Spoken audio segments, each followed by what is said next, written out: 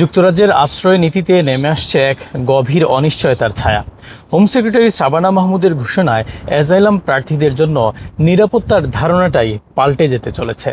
সোমবার থেকে শরণার্থী মর্যাদা আর আশ্রয়ের নিশ্চয়তা নয়, তা হয়ে উঠবে সীমাবদ্ধ অপেক্ষা। নতুন ব্যবস্থায় প্রতি ৩০ মাস পর পর প্রতিটি মামলায় পুনর্মূল্যায়ন হবে। সেই পর্যালোচনায় যদি যুক্তরাজ্য মনে করে কারো নিজ দেশ এখন নিরাপদ, তবে তার ঠাঁই হবে ফিরে যাওয়ার তালিকায়। যুদ্ধ, নিপীড়ন আর ভয় পেছনে ফেলে আসা মানুষের সামনে খুলে যাবে নতুন আতঙ্কের দরজা। নতুন নিয়মে শুধু অভিভাবকহীন শিশুদের ক্ষেত্রে রাখা হয়েছে ব্যতিক্রম।